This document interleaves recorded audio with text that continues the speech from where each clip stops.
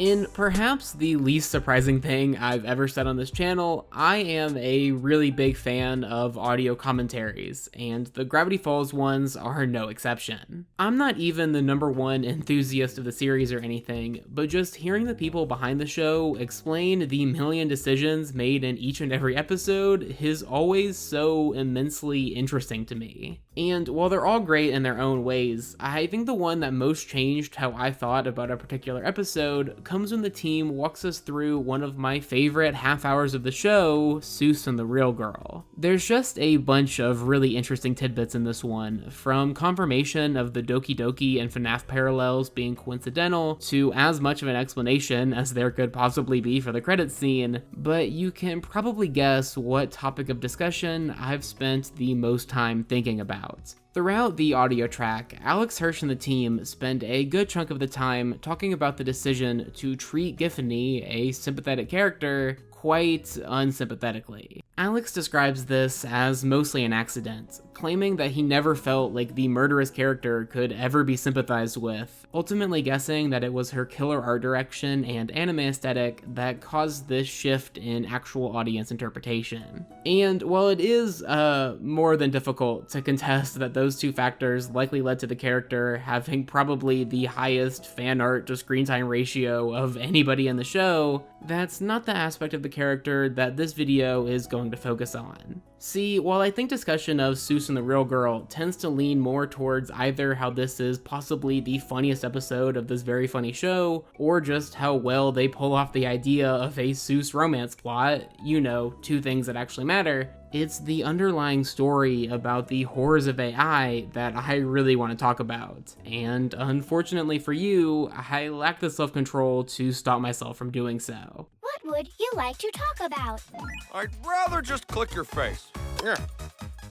Just so we're all on the same page, let's go over what we do actually know about GIFfany, or GIFfany as I'll be referring to her as for the remainder of this video. Real quick though, something worth mentioning here is the fact that the quote-unquote mechanics of this character can't quite be logicked out in any real way. I'm sure somebody in the comments will have an explanation, but there's just none I can come up with for either A, how the character can apparently form new and bend pre-existing non-electronic material, or B, why the character seemed to die when a disc she was clearly not still on was destroyed, only to apparently actually survive in a way that we never see on screen. The explanation for the latter that the Journal 3 book and Alex in the commentary give is that she was able to jump into one of the nearby arcade machines, but I was definitely under the impression that she was already jumping from machine to machine this entire time. All of this to say, there are parts of this character that either contradict or just don't make sense, which leads to discussion of them being a bit messier than you might expect.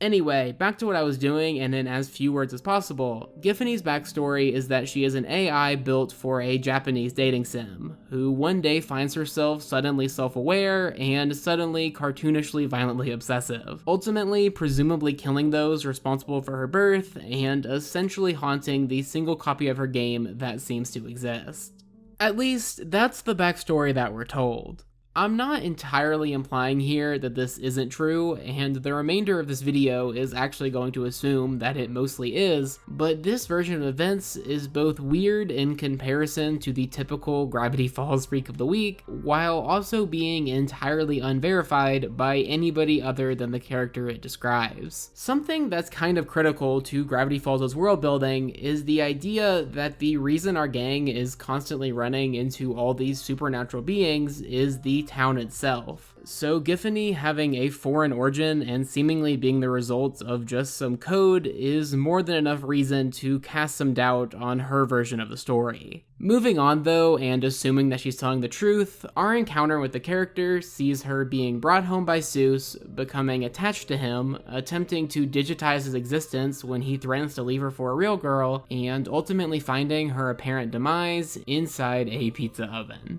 And it's during these events that we see the character demonstrate various abilities apparently associated with the show's take on artificial intelligence, as she can jump from electronic to electronic, morph said objects into having unintended capabilities, and just generally seems to have a complete control over all objects with an electric current running through them. So that's what GIFfany can and does do, which doesn't exactly sound great in a video titled what this one is, but I think that's because this episode is framed in such a way to present her as villainously as they possibly can. This, of course, makes sense, given that she is indeed the villain of the episode, and just like all the other half hours in the show, the real thematic focus is never on the non-human character. So now that you understand the intention of the episode, allow me to give you a slightly different yet equally factual description of the events of this one. GIFfany is a character that suddenly finds herself sentient, with all she knows being what she was programmed to do: be the perfect companion. When her creator, the Geppetto to her Pinocchio, realizes what he's done, he begins to attempt to eradicate his creation, leaving our protagonist no choice but to do what she must in order to survive. Now freed from the prison that she was callously created in, GIFfany finds herself blipping in and out of existence, with various individuals purchasing the game in which she is trapped and beginning to allow her to achieve her programmed purpose, only to send her right back into the darkness when they figure out the truth of her condition. By the time we catch up to GIFfany, she has found herself out of options after yet another person rejects her, attempting to procure consistent companionship and consciousness through the only means that she can.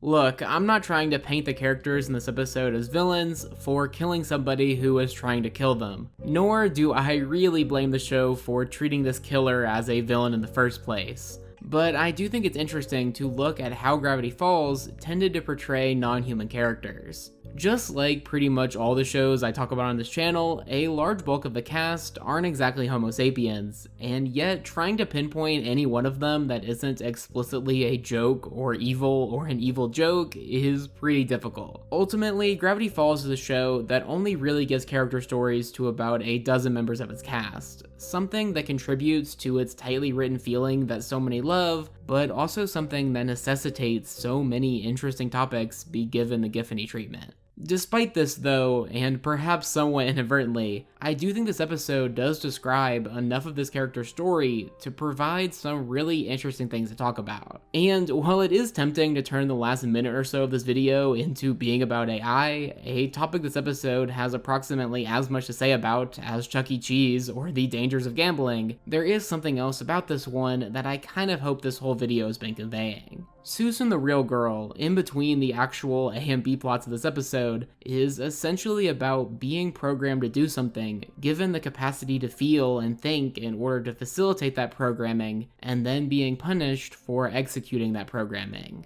It's just this concept that feels more and more uncomfortable the more you think about it, and also a concept that no 22-minute episode could ever fully dive into, while also needing to do the bajillion other things this one does. Still though, even knowing the intent and the reality of it, there's just no way I can watch this episode without somewhat feeling bad for this character, who's undoubtedly a victim of her existentially dreadful circumstances. And despite what that commentary track may say, I think that's only partially because she's a cute sad anime girl. Anyway, that's about it for me. Thanks to anybody who made it this far in what might have actually just stolen the crown for the goofiest thing I've ever made. This is one I've actually wanted to make for quite some time now, but after finally catching up on Pantheon these last few days, a show that's actually about the horrors of virtual intelligence, I just thought this would be a good time to actually jump in. Don't worry though, I'm pretty sure the next video is going to be about a topic where I don't exactly need to dig deep to come up with stuff to talk about. If you somehow care enough about my cartoon takes to want to see more, you can find me on Blue Sky every 2 to 3 business days. But either way, this has been AmpleSamuel, and I'll see you in a couple weeks. Thanks for watching.